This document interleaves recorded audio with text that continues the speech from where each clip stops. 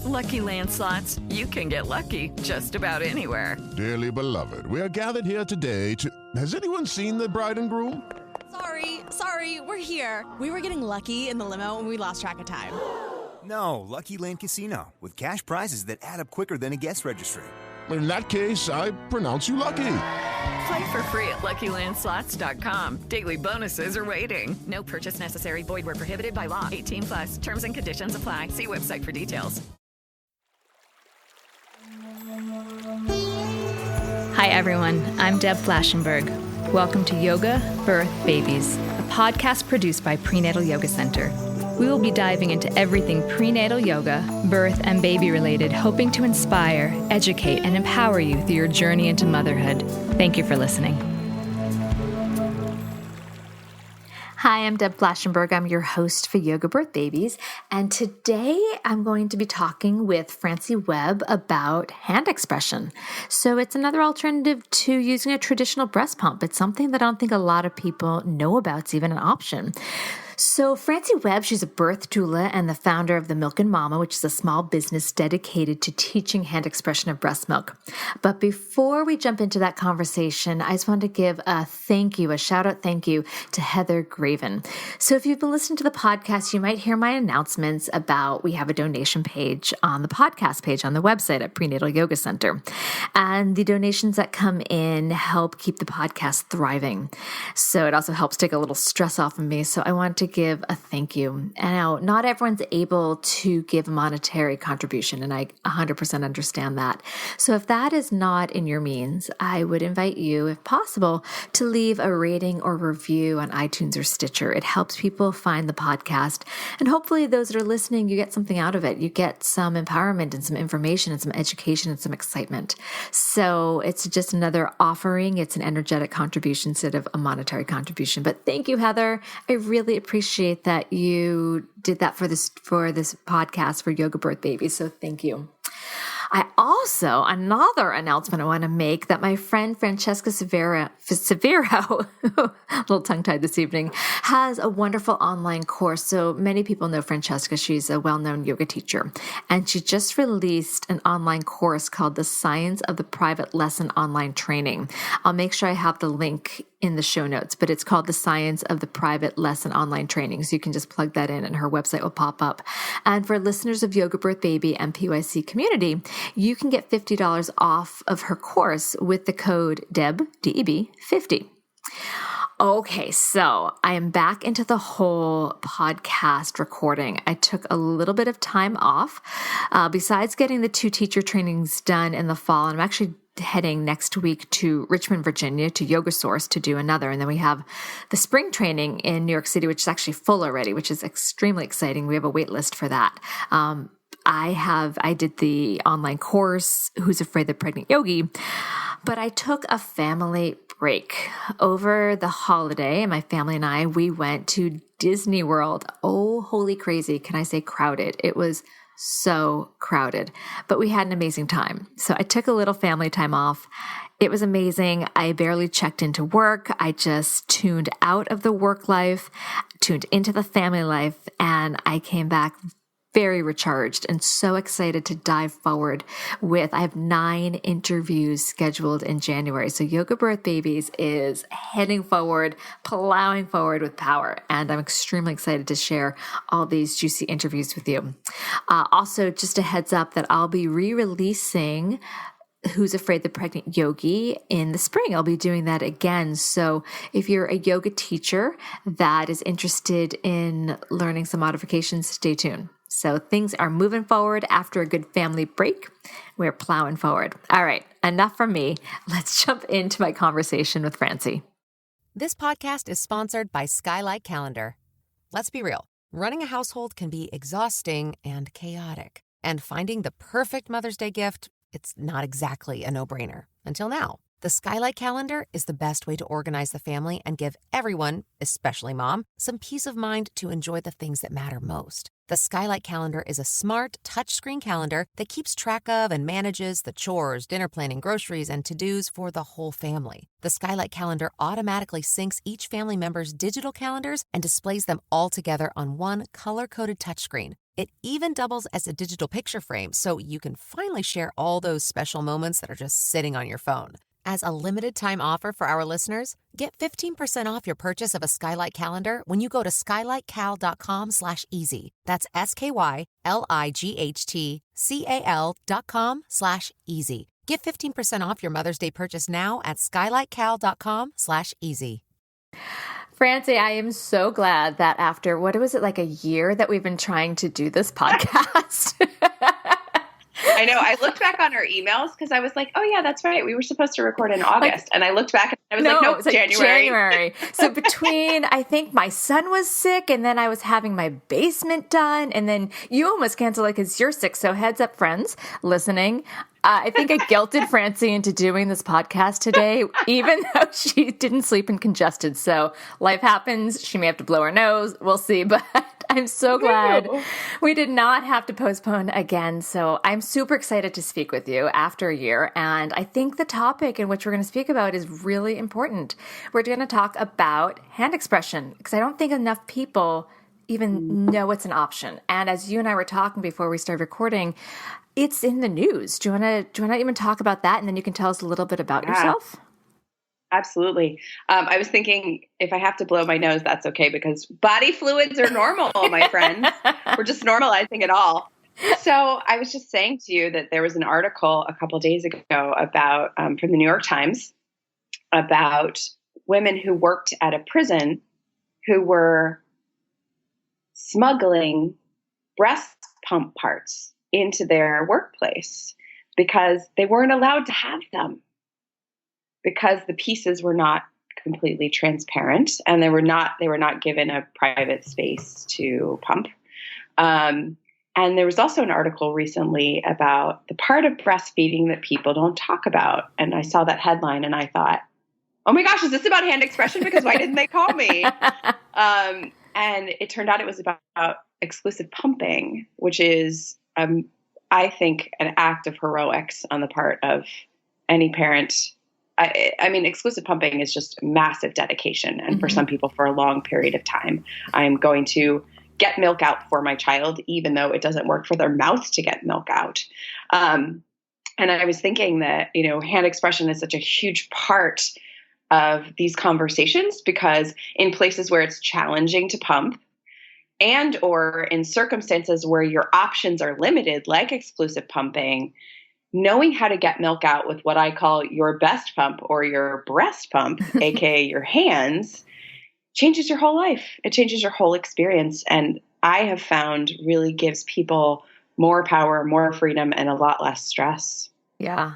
I totally agree. So I'm excited to actually jump in and read those articles. So I'm going to ask you at the end, make sure if I can get the links or we can talk more about that.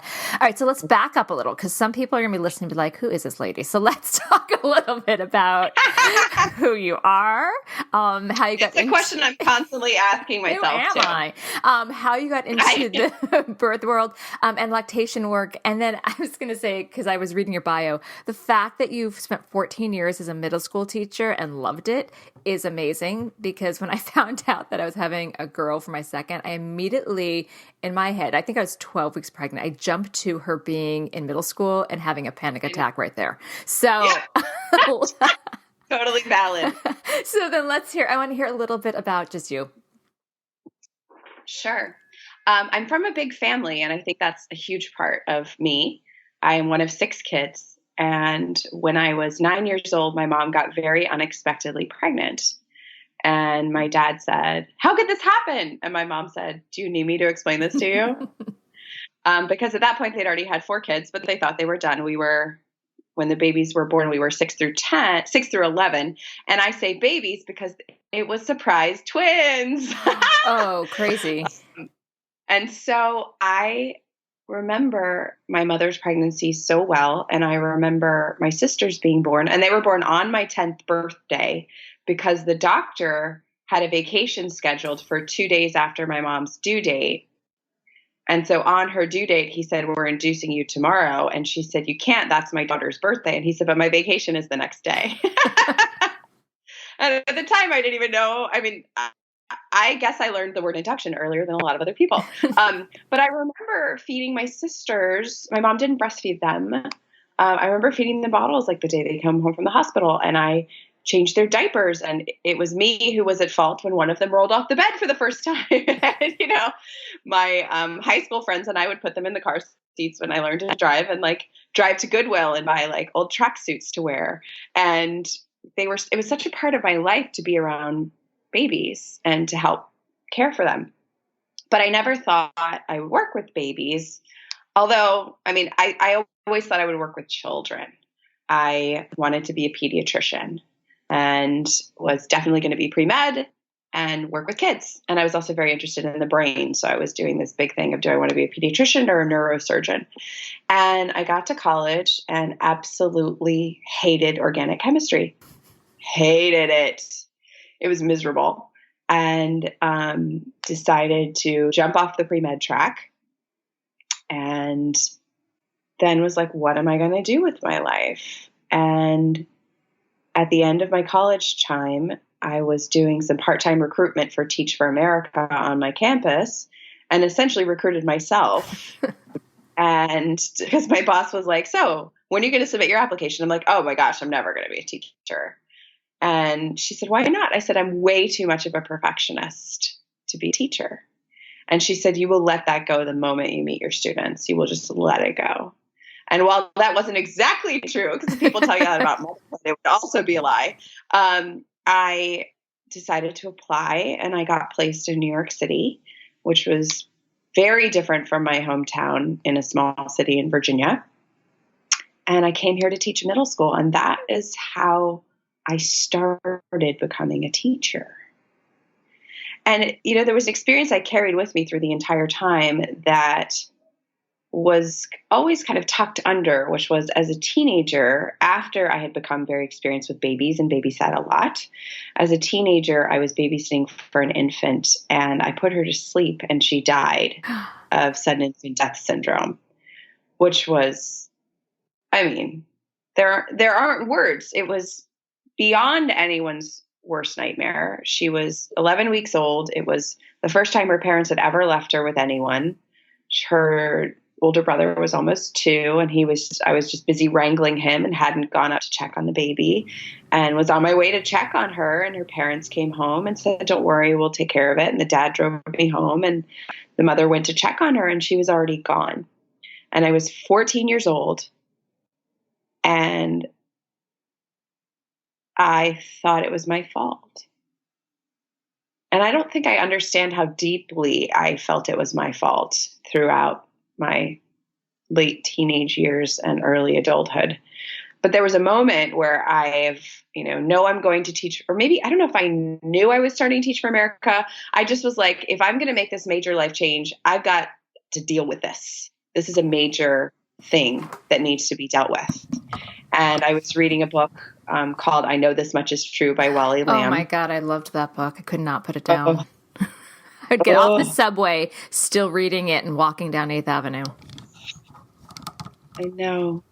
And, you know, anyone who reads the back of the book would know this too, so it's not really a spoiler, but the main character's daughter dies of SIDS. And it's a baby girl. She's, I think, 7 weeks old in the book. And I'm just so fascinated by this book. And I'm working in a psychiatry department as my first job at Duke University Hospital because I'd graduated early and then was like, I need to find some work while I decide what to do. And my colleague was like, why are you so interested in this book? And I'm like, oh, no big deal. When I was 14, a baby died. And he was like, have you ever talked to anybody about that?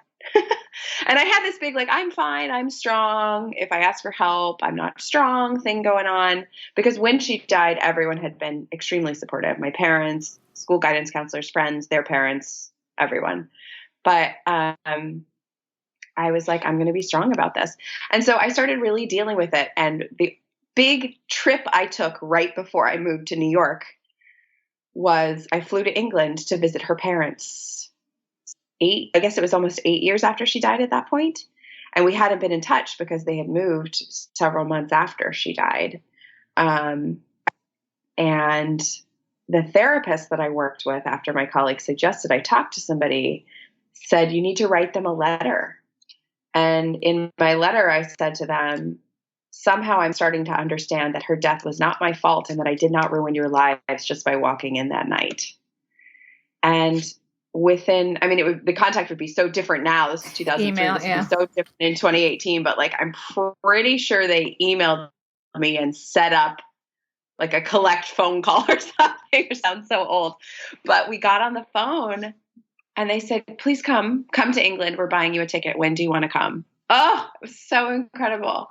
And I went to visit them and we talked about everything. And I met their second son who had been born after she died. And it was just this massive beginning of it. It was the beginning of a massive healing process. And when I went into my first year of teaching, I felt not only, wow, I'm really clearing some stuff inside me, but I also felt more equipped to serve children since I'd taken that step.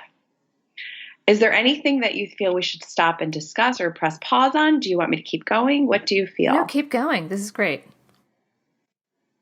So I began teaching and I love it. The moment I stand in front of a class of 6th graders and read them a book, I have found my calling. That is it. I'm going to do this until I am 90. And I taught 3 years in Washington Heights in a public school.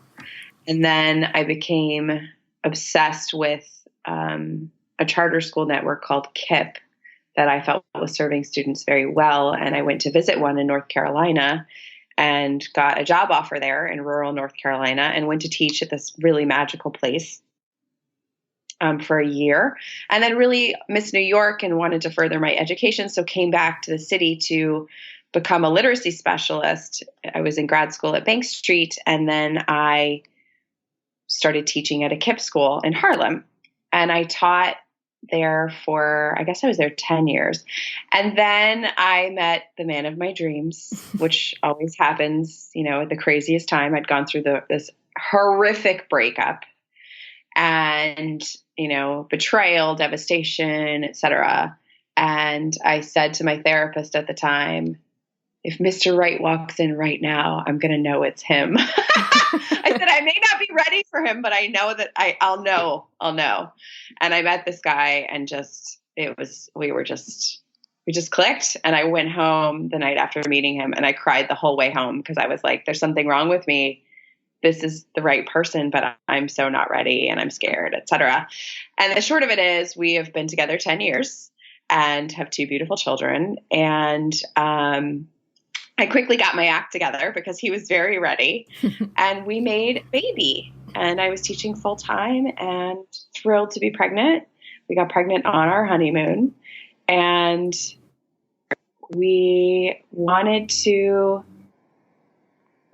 be parents right away. I also knew that the baby who died, her name was Catherine, and I knew that becoming a mother was going to be a major part in my journey. And I was scared of motherhood, but also had wanted to be a mother my whole life. And I got pregnant and thought, you really need to deal with this even more than ever. And you need to surround yourself with as much support as you can, because you're going to freak out if anything is wrong with your kid. You're going to freak. And sure enough, at my 20-week ultrasound, I was told that my baby was measuring small. Try not to worry about it, which is a trick that in some of my teacher training, you tell a student, try not to worry about this. We'll talk about it later. And they're going to worry about it the whole time. Mm-hmm. And you want them to be thinking about it the whole time. And I thought, I need to hire a doula. I need somebody to talk me off the ledge.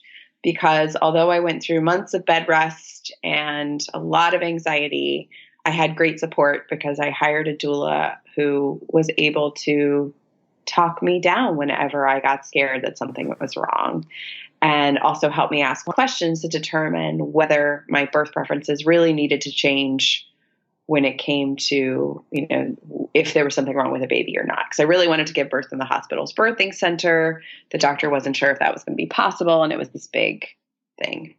And so my doula changed my entire experience in my entire life, because my husband and I went to the hospital after I'd had 15 days of prodromal labor, which nobody tells you about, but it is when your body contracts and contracts and contracts and the baby doesn't come yet. And sometimes it'll stop and then start again, et cetera. And we get there and our doula meets us at the hospital and we have this unbelievable experience. I felt like I birthed my child and I could do anything after that. And I remember walking around on the street a few days after she was born thinking, do they know what happened? Like, it should be on my forehead that I just birthed a human. And the whole world is now different. Not just my world, but everything forevermore is different. She's here. And I then got this little inkling of maybe I should become a doula. And then I started breastfeeding. And that was hard because it was working well while we were at home and I was on maternity leave. And then I started to pump to prepare for work. And I hated the pump, hated it, but knew it was a necessary thing. And I went back to work and had a total meltdown because keeping up with the amount of milk that her caregiver wanted me to leave in bottles it just felt impossible. I was like, how am I going to do this? And I had a huge meltdown and I showed up at the Upper Breast Side, which was this amazing breastfeeding store, and said, help me. And I tried every single thing. I got a hospital grade pump and different size pump parts and was taking fenugreek. And I mean, you name it, I tried it all. And each thing would help me make a little bit more milk. And then it would kind of plateau and go back to where it was before. And really what was happening inside me was, I am not enough. I will never be enough. There was a massive scarcity trigger around pumping for me. And at a certain point, I called the lactation consultant who was on duty at the Upper Breast Side, and I said, I've tried everything. And she asked me a number of questions. Is there a possibility you could be pregnant? No, there is not. Are you taking Sudafed? No. Are you back on a hormonal birth control pill? No. And there was no reason that, I would be having low supply. And she said, well, you should watch this video. And I watched a video from the Stanford University NICU called Maximizing Output Through Hands-on Pumping, I believe. And I was like, whoa, these women have boobs the size of my head and they're just barely tapping their boobs and milk is flowing out in milk falls. And that is preposterous. And I could never do that. And because I saw them doing it on the video, I thought, well, let me dabble a little bit. And I just started working my breasts with my hands and realized there is more where that came from. After I'm done pumping, there is more milk. What? And was able to get a few squirts out and then eventually a fraction of an ounce and eventually, a measurable amount, half an ounce, 2/3 of an ounce. And then had a couple experiences where I didn't feel like hooking up to the pump or the baby slept longer than expected. And I was able to get like 2 to 4 ounces. And I was like, that's so cool. And I went away on a yoga retreat away from baby for the first time for 2 nights and packed all the milk that I had been getting from hand expressing after pumping and was really excited to go away. And I left my pump parts in New York while I flew to California. I left the tubes in the cord and had another meltdown, left the baby with her grandparents, was on the road to the mountains for this yoga retreat and realized I couldn't pump while I was away. And my friend said, I thought you knew how to get it out with your hands. And I said, yeah, but I can't do it like full time. And she said, well, do you want to just try it? And then if it doesn't work, we can leave the yoga retreat and go meet your in-laws and you can nurse the baby and figure out what to do. So we agreed to try it. And then the first 24 ounces away from baby, I hand expressed 29 ounces of milk. Wow. Which solid output would be about 1 ounce per hour. And it was like, wow, forget my wedding day. Forget birthing my baby. This is the best day of my life. This is the thing I am proudest of. Like with my own body, I just got all this milk out. And that was October of 2012. My child was 5 months old and I have not pumped since then. And I'm still nursing my second child who's almost 4. And I haven't had to use an electric pump. And for me, that has been awesome because I hated it. And it's also given me so much flexibility because I can express wherever I am if I need to, and into whatever clean vessel I have. I don't have to clean all the parts. And my scarcity issues really, were decreased so much, and my stress level was decreased so much by knowing I can get milk out wherever I am, whenever I want. There's more where that came from. I am actually enough. And so that was the beginning of me founding TheMilkinMama, where we teach hand expression through online and in-person workshops and private sessions and videos. And then that led to me writing my book, Go Milk Yourself. You have power, express it. Because you do have power, and there are many ways that you can express it. And one of them is your hands on your breasts if you are lactating, or chest if you are chest feeding, which is a term used for transgender parents. And after I discovered this about myself, I then planned a home birth for my second baby and birthed her all by myself before anybody arrived, which was not planned because she just came that fast. But it blew my entire mind and life up because I thought, I can really do what I would have thought impossible. And now I want to teach this to other people with fervor. And that's when I became super passionate about teaching people that they can hand express their milk, because for most people it seems impossible, and it's truly outside of our schema as a rule. It's not something that we talk about as something you can just do. It's usually discussed in terms of, I'm in a crisis, there's an emergency, baby can't latch, my milk isn't coming in yet, someone at the hospital is squeezing my nipples for me to try to get some colostrum out. But really, hand expression is one way that you can remove milk of several. And you, as the lactating person, get to decide how you want to get your milk out in any given circumstance. And that gives you power. It is Ryan here, and I have a question for you. What do you do when you win?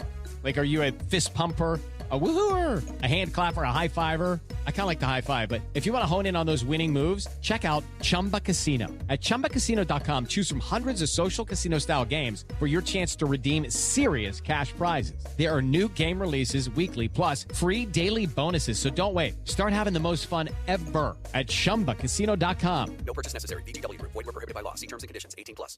Hey guys, it is Ryan. I'm not sure if you know this about me, but I'm a bit of a fun fanatic when I can. I like to work, but I like fun too. It's a thing. And now the truth is out there. I can tell you about my favorite place to have fun. Chumba Casino. They have hundreds of social casino style games to choose from, with new games released each week. You can play for free anytime, anywhere. And each day brings a new chance to collect daily bonuses. So join me in the fun. Sign up now at ChumbaCasino.com. No purchase necessary. VGW Group. Void where prohibited by law. See terms and conditions. 18+.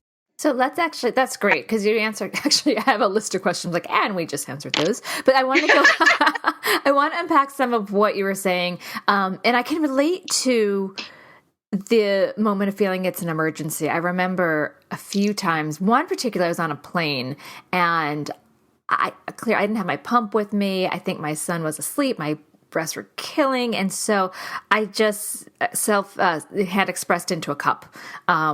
So I totally understand that emergency thing. Or I remember being at the studio and I had my pump and that little white flap, that little rubber piece had ripped. And I'm like, great, now what I'm going to do. Although upper breast side at the time was 2 blocks away. So I had emergency run. Yeah. But I do know, for me, when I first heard of your book and heard of the work you do, I really did consider hand expression a situation of emergency. Or I used it when I was frustrated. I think for my second child, I didn't do as good of a job with pumping because I didn't get a new pump. My pump was my first pump and didn't have the same suction. So I did notice after pumping, I would get more out with hand expression. So again, it wasn't like a first choice. It was, this is this is what I'm just going to do to get more. So do you think those are the main reasons that people don't consider hand expression? It's just not the norm? Yeah. And I mean, it's so interesting because, pumps weren't available to the average person until the 1990s. Oh. And so anybody who wanted to express milk, they were hospital equipment until then. And really, I would say, late 90s, early 2000s, when people started actually getting pumps. There's a fascinating history around this. And if you haven't read The Big Letdown by Kimberly Seals Allers, I interviewed her. She's fantastic. She is a true badass. I love this woman. When I first started teaching this, it was more like, hey, let me email the local moms group and say, hey, if anyone's having trouble with their supply or having trouble pumping, let me see if I can help you. And I remember when I first started making a website and talking on social media about it and teaching online workshops, I remember somebody emailed me and said, my mom donated milk for years with every baby that she breastfed. She said, I think she was born in the 50s. She said, my mother would hand express into mason jars and would just send mason jars to other moms around the neighborhood who needed it. So we normalized the machine later. And so I think that we don't talk about using our hands because we have a history of industrializing things and automating things. And so the machine must be better. But let me tell you one way that your hands can be better than the machine based on actual science. There are two different types of pressure. Well, there are lots of different types of pressure, as we know, because we feel pressure, right? But if you're talking about physics of pressure, pressing into an environment is called positive pressure. I'm pressing on the palm of my hand right now, and that's positive pressure. But if I pull at the skin of my hand, that's negative pressure. So pulling away from an environment is negative pressure. Pushing into an environment is positive pressure. So the pump has negative pressure only, which if you're someone like me who has a massive negative association with the pump, makes sense. And there are some people who love their pumps, and that's a huge thing that I've learned in my work too. They're like, don't badmouth the pump. It works great for me. And so negative pressure is pulling away. The pump, and there's some hacks that you can use to make this better. But in general, a pump does not press into the breast tissue. A baby's tongue presses into the breast tissue in a motion that's like a wave as they nurse. And then the baby's pulling away on the breast tissue, some by latching, pulling the breast away from the chest wall a bit. So there's negative and positive pressure happening at the same time. The pump, just negative pressure, pulling at the nipple. Hands pull the breast away from the chest wall to grasp them. And there may also be, you'll see some of the techniques for hand expression that are out there are about pushing into the chest wall, which is not something I do in and of itself or recommend in and of itself, but it sometimes happens. But I'm essentially pulling my breast away from the chest wall. And then I'm using my hands, the pads of my fingers, my knuckles, to press into the breast tissue. And when you get negative and positive pressure at the same time, you can get more output and you can customize your output because you can say, you know what, I'm fuller over here. Mm-hmm. So I'm going to work on this area. And the pump doesn't have the same knowledge that we do about our own bodies. I also feel like, and in general, there are taboos about touching our own bodies too, right? Mm-hmm. But I remember I felt when I was hooked up to my pump, I just felt like a cow, literally this lactating cow. I would do it at the studio all the time between classes, and I would throw something over me. And the first time parents were just like, "Oh my God, what is that?" And then at home, it pulls the nipple so far out, and I just felt very unattractive and just my husband would come in. I'm like, just leave me alone. I'm pumping. And then I would do the massage at the same time. And I pumped for a long time, and even the sound of it still gives me shivers. But I don't think I'm alone in that. And so, while it was a commitment, it was something I wanted to do for the outcome, bless you, for my child. But yeah, I didn't love the pumping. So even realizing at this point, I'm done having kids and I'm not lactating anymore, clearly, but I wish I had really understood that hand expression it involves so much less. Like I'm not washing. I remember I had to do jury duty when my daughter was 4 months old and I was pumping and I was washing parts in the bathroom. Like it would have been nice to actually understand it a little bit better. So you start talking a little bit about the technique. Can you dive into that a bit more? And then about how, and then also like when I would hand express after pumping, I would just squirt it back into that little, what's called the phalange, and then it would drip into the bottle. And you said someone that you knew used a mason jar. What would be the best vessel to catch? Yeah. So let's talk vessels first. You can hand express into any clean vessel. Your hands should also be clean. A great starting point for a lot of people is the full pump apparatus setup. So like if you have everything that would be attached to the cord, so you have the bottle, and then depending on the pump, there might be what's called an elbow, and then it attaches to what's called either the flange or the breast shield, and there may or may not be membranes in there. There are a lot of parts. We all know this because we wash them and it takes a lot of time. So you would set it up so that essentially you're hand expressing into a funnel and then that funnel goes straight into the bottle. Mm-hmm. And like you said, you can make it drip into there, or I would go tap, tap, tap, tap, tap to make sure that I got every single nano drop because God forbid I lose any milk. And now I tell people there's more where that came from. And so that's a great place to start for a lot of people. And there are also silicone hand pumps now. One of them is called the Haka, and there are a number of knockoff brands on Amazon. That's a similar setup.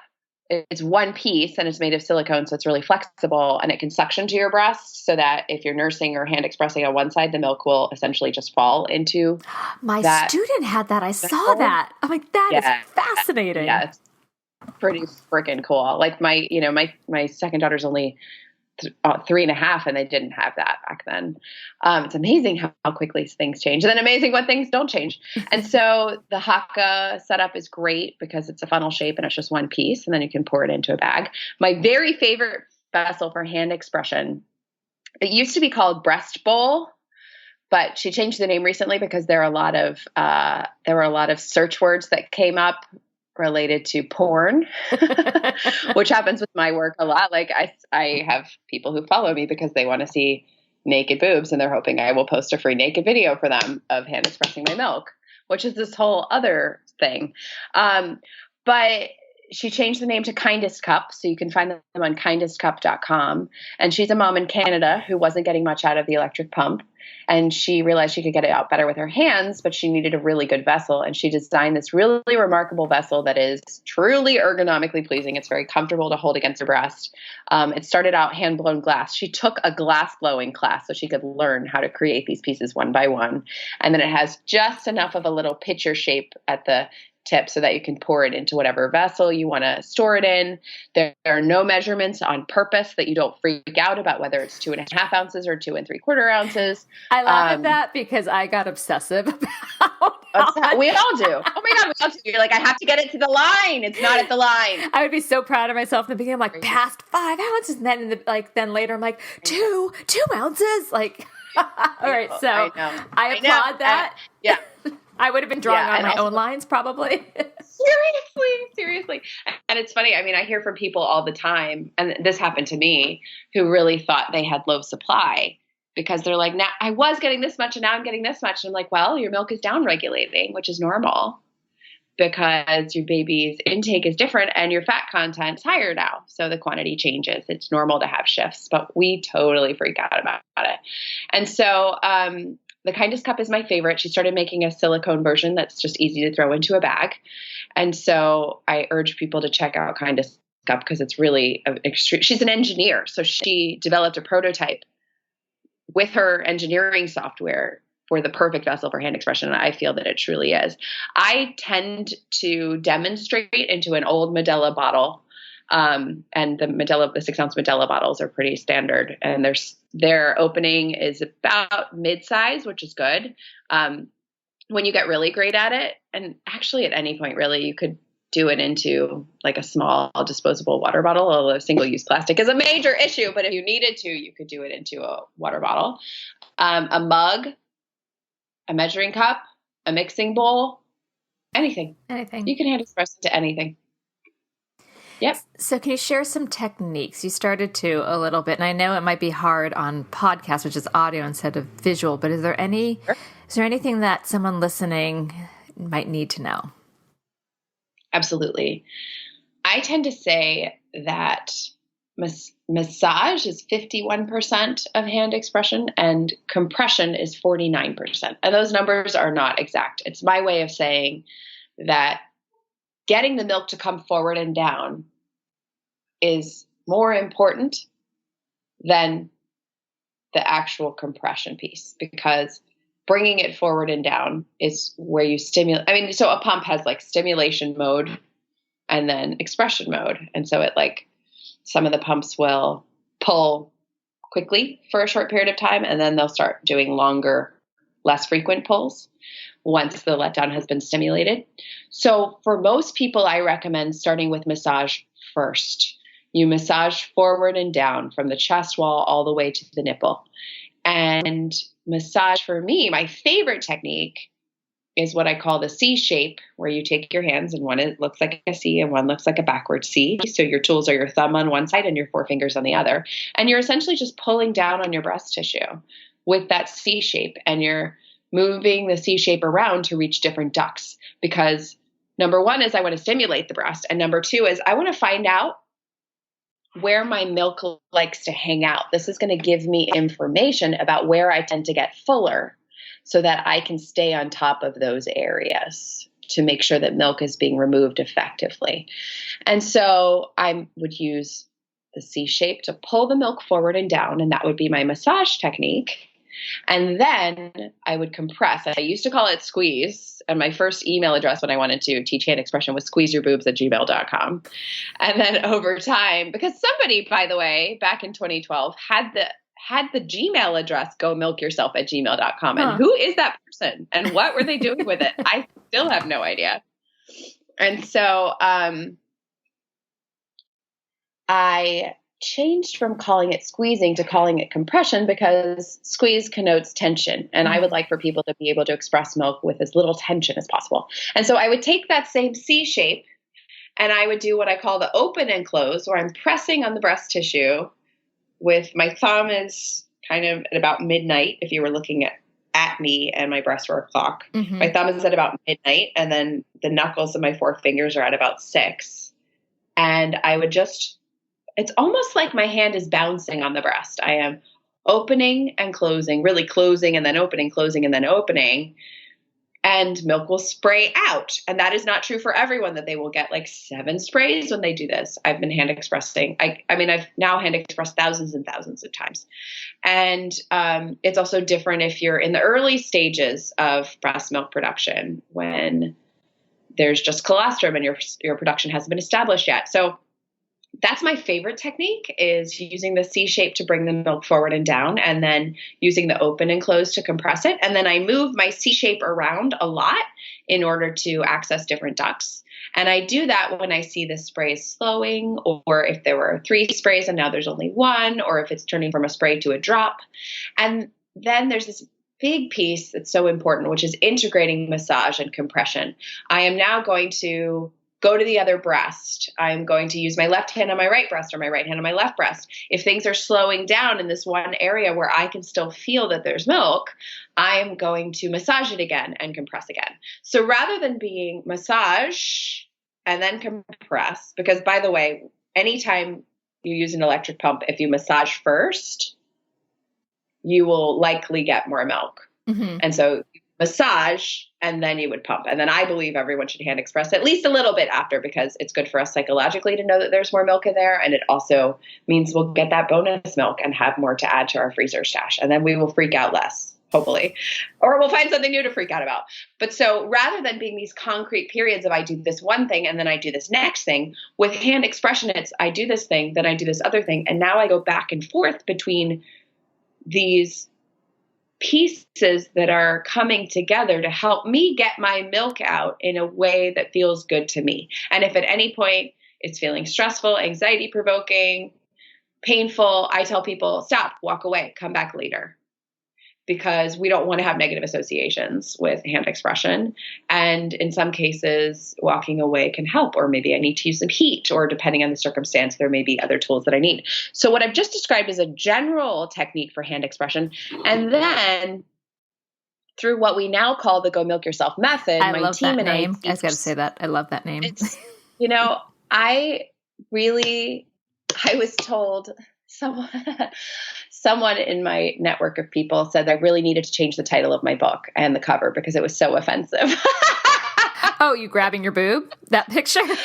Yeah, and also that Go Milk Yourself sounds like go fuck yourself. Well, it does, which I actually like. Come on. I know it does, but to me, it sounds like you're just taking ownership of be like, hey, these are my boobs, and I'm doing what I got to do. So I don't take offense to it. I think it's ballsy. Yeah. Well, everybody has their opinions always, right? But it's been really fun. And that's the hashtag I use is Go Milk Yourself. And at the end of conversations like this conversation or teaching a workshop, I always say, and now go milk yourself. And over time, that for me has meant a lot more than just milk. It really means find something inside you that you didn't know was there, which we can do anytime we want. And then do that thing, like milk that for all it's worth. There's so many good puns available to us too, which is always fun. But in our method, we teach a number of massage techniques, one of which I've just described, a number of compression techniques, one of which I've just described. Those are my two favorites that I shared.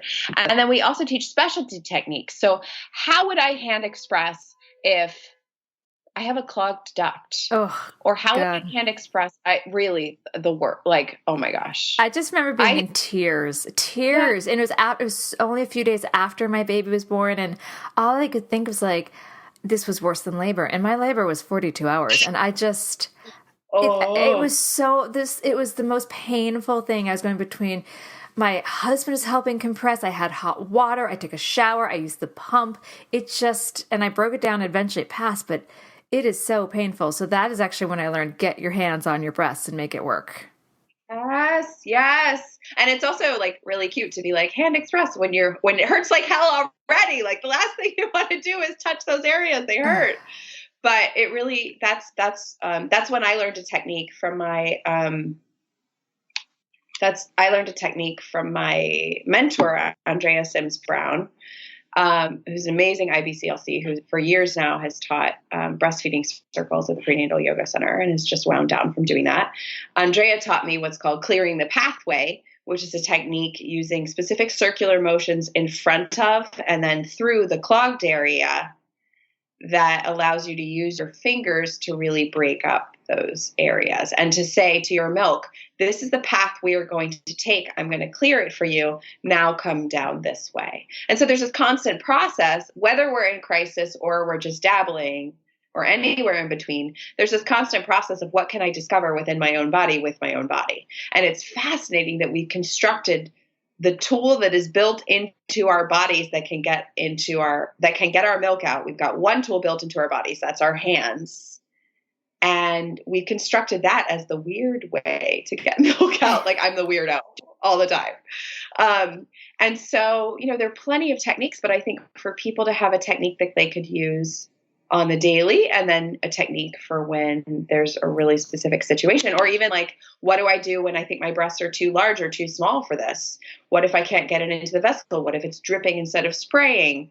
My whole lap is covered in milk. There are lots of different things that we've learned and heard from while teaching people all over the world how to hand express. And one of the biggest learnings for me is there's no one right way and no one wrong way.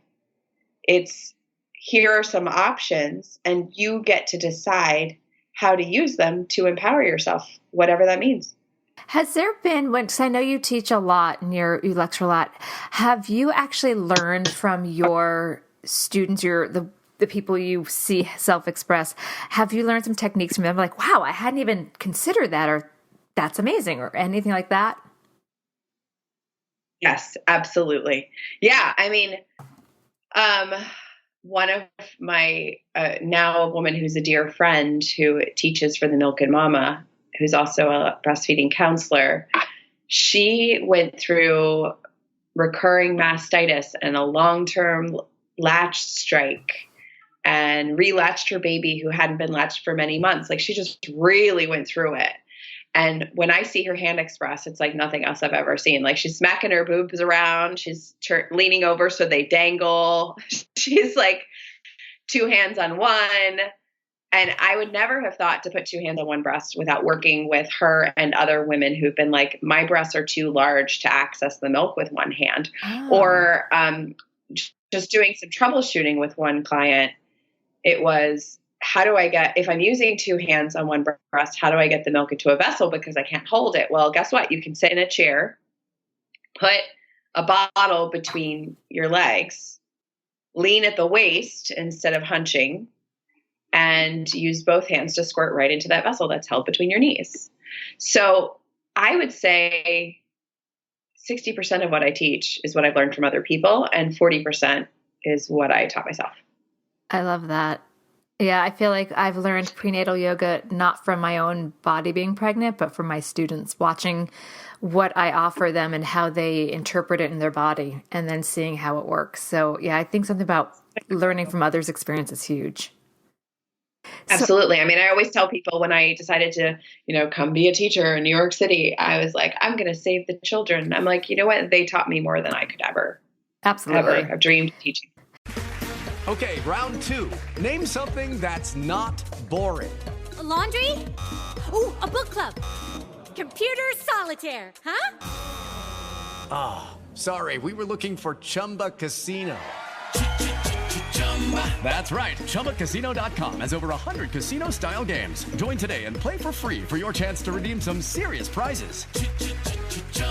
ChumbaCasino.com. No purchase necessary. Void where prohibited by law. 18+ terms and conditions apply. See website for details.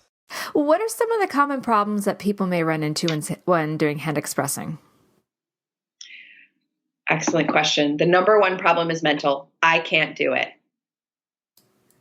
I can't do it. So I have a long history with the Prenatal Yoga Center that we should talk about for a moment here, Sure. Which is that I went to my hospital's newborn care class, and the lactation consultant who was teaching it this was when I was pregnant with my first, pulled me aside. I guess I'd been asking a lot of questions about pumping and going back to work. And she pulled me aside after the class and she said, don't take this hospital's breastfeeding class. They're going to teach you there's one way to breastfeed and you need a special pillow, and that's crap. You need to go to, I'm not sure if you know her, but Ina Bransom, who is an incredible, amazing lactation consultant. And my life really came full circle when the woman who started this journey for me contacted me last year about Go Milk Yourself and took one of my workshops. Like Ina was like, I've been following your work. I'm like, you gotta be kidding me. because she didn't even remember sending me to the Prenatal Yoga Center. She said, you need to go to the Prenatal Yoga Center to Andrea Simpson Brown's breastfeeding class. She's going to help you. And I went to her class and I felt empowered to feed my baby and also knew who to call if I needed help. And I started going to her, breastfeeding support groups after that. And there's an amazing speech. I think it was the last commencement speech that Steve Jobs ever did before he died, where he says, you can never connect the dots looking forward. You can only connect them looking backward. Mm-hmm. And when I connect the dots, I remember sitting in the Prenatal Yoga Center at the breastfeeding group. And a mom said, she was asking about, I'm not really pumping, but I'm a stay-at-home mom. And Andrea was saying, like, do you have a need for milk outside of your breast? And she said, well, if I need to leave a bottle, I just hand express it. And she must not have used the word hand express, or maybe she didn't. It went off my radar because I didn't know there was a name for this thing that I discovered. And so I was like, what? She gets milk out with her hand? What? That's crazy. And I remember I'm probably 2 months out or something, maybe 6 weeks. And I'm in the bathtub that day and I squirted a couple times and got a few squirts and was like, well, that was cool. But I never thought that it was sustainable. And then later when I go on this yoga retreat and I hand express the entire time, and I realize that I'm so relaxed about the milk suddenly, I come back to the breastfeeding group and I go running up to Andrea at the Prenatal Yoga Center and I say, you won't believe it. I can get the milk out with my hands. She's like, of course you really can. was like, you won't believe this thing. And she said, I do believe it. And she said, and it's called hand expression. But I must say, I have never seen someone so excited about hand expression as you. I mean, I remember meeting Tanya Wells, who runs Manhattan Birth here in the city, and she's such an incredible doula, childbirth education instructor, midwife, lactation consultant. And she said to me, I love hand expression, but I'm not taking it to the races like you are. I mean, this is really the perfect example of something that changed my whole life. And I'm like, people, you won't believe this. And I'm so happy to have the opportunity to talk about it, because anything that helps us go from a place of I am not enough to I can do anything is meant to be shared, because everybody feels I am not enough in some form every day. Especially as a new parent. I mean, there's I've got so many podcasts about that shift, matrescence and maiden motherhood and the pressure. And if we can take one thing off the pressure and breastfeeding being it, I think that's great. I have a question about, so as I mentioned, I've done a few times hand expressing. I found my hands got tired. So was I doing it wrong? Was I trying to do it for too long? You have just asked the second most common question. So the first is like, it's impossible, right? And the next is, my hands get tired. I would like to provide the context that I have suffered from carpal tunnel since I was 9 years old, and was in the office of a rheumatologist at risk for rheumatoid arthritis at age 9. So I am extremely in tune with repetitive stress in our joints. You can help prevent fatigue from hand expression with body alignment. And guess where I learned that? Mommy and Me yoga classes. With Jyoti. Right? With Jyoti at the Prenatal Yoga Center. So I remember her saying, like, when you hold your baby, like, let's talk about our stances when we hold our babies, and look at the ways where we're like, really curving our wrists, or making a claw with our hands, or just leaning towards one side instead of being aligned more in the center. And now, even when I hold clients' babies as a doula, I notice that I'm always checking to make sure that my forearm all the way to my fingertips is aligned, that like my wrist is straight and not tweaked. And so that's hugely important in hand expression. I mean, yoga has helped me so much in my hand expression work.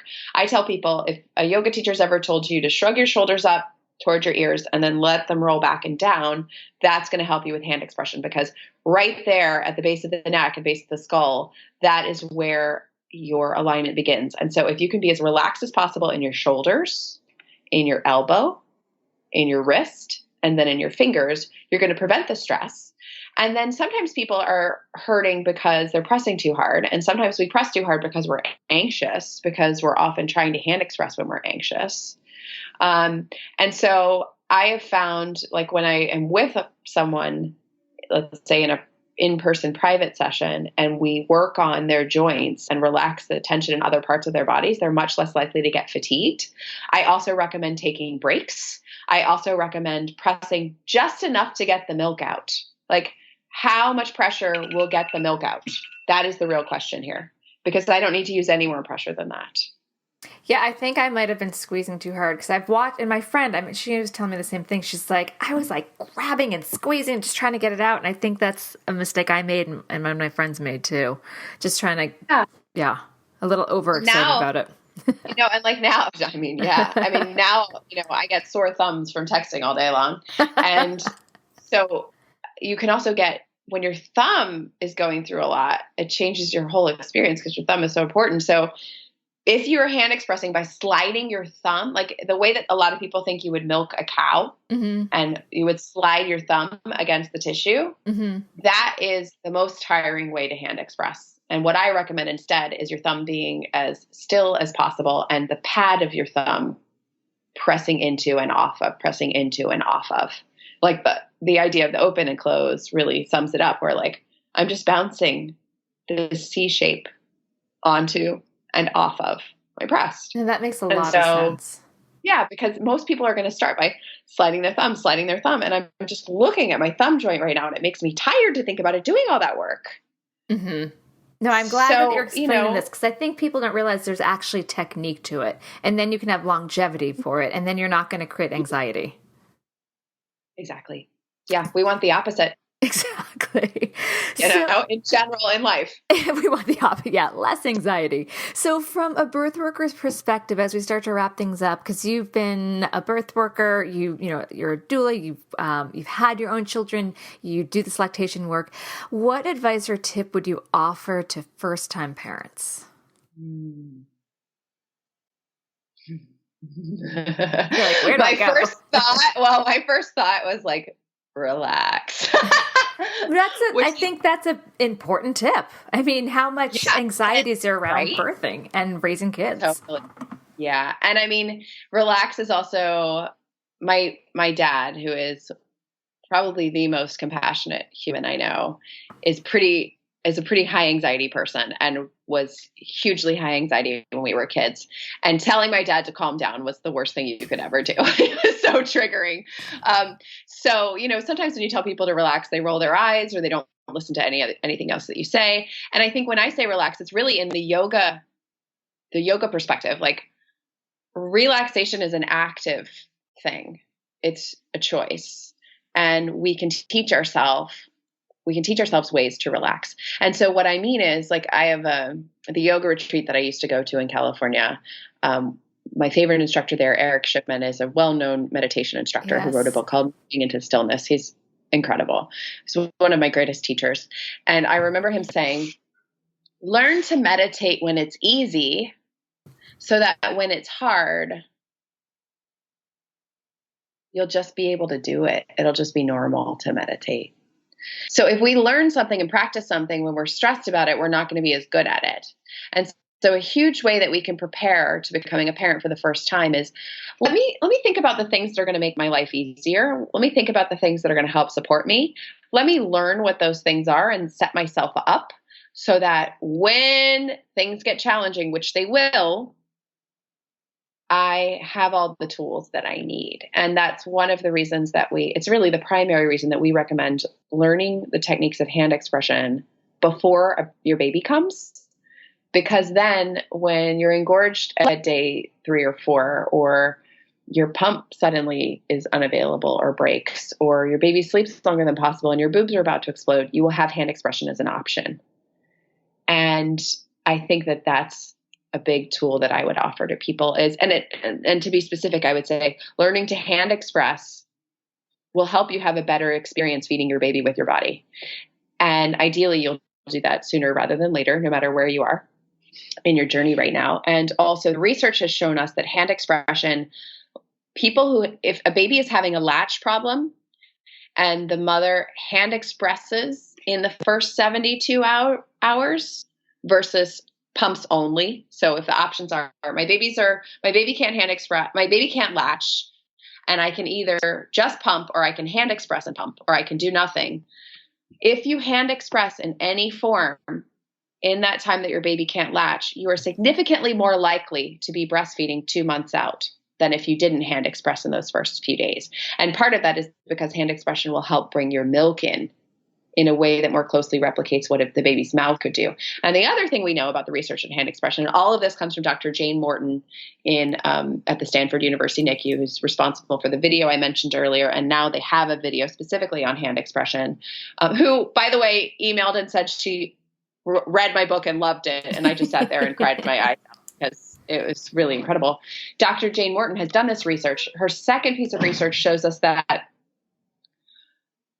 milk that is, let me see if I'm getting this right, hand expressed milk has a higher fat content than pumped milk. And higher fat content is great.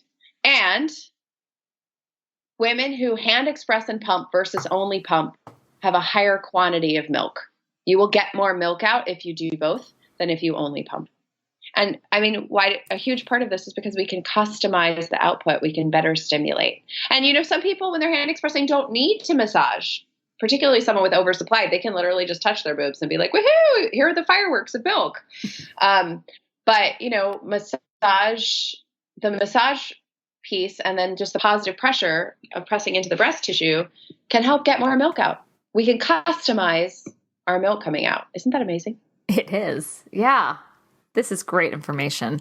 So because you were just full of great information, which I love. So I'm going to link to, actually, I was taking notes. I'm like, okay, I got Kindness Cup. I've got Moving to Stillness. I've got Dr. Jane Morton. I'm going to have all your stuff, the Milk and Mama. Where can people find you and your work?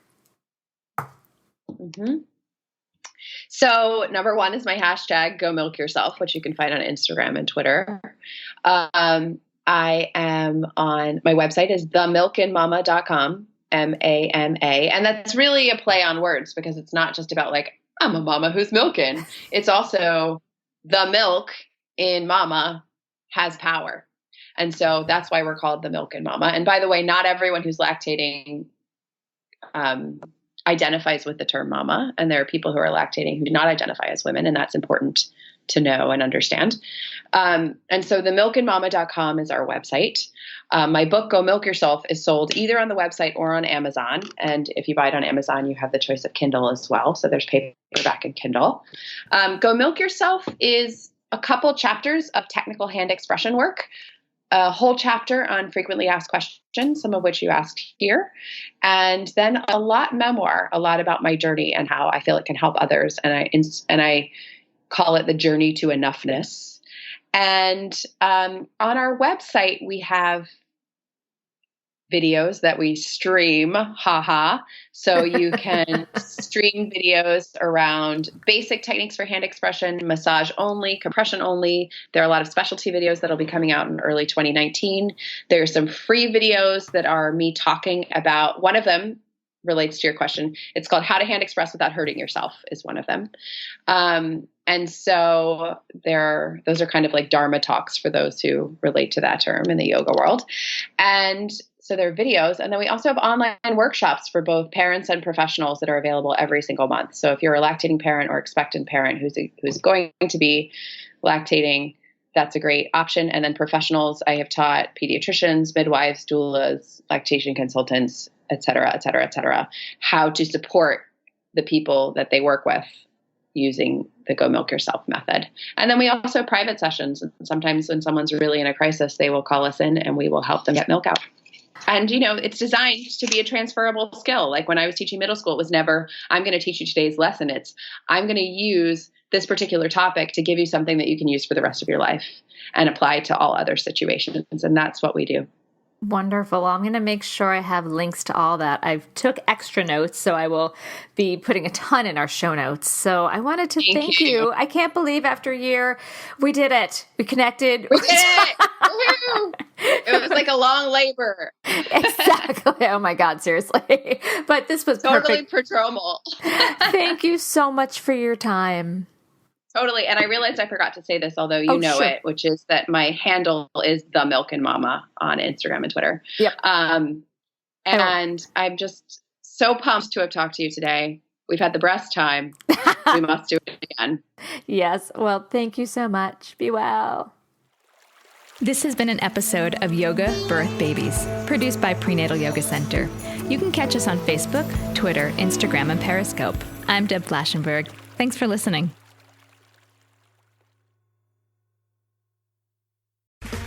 Okay, round two. Name something that's not boring. A laundry? Ooh, a book club. Computer solitaire, huh? Ah, sorry, we were looking for Chumba Casino. That's right, ChumbaCasino.com has over 100 casino-style games. Join today and play for free for your chance to redeem some serious prizes. ChumbaCasino.com. No purchase necessary. Void where prohibited by law. 18+. Terms and conditions apply. See website for details.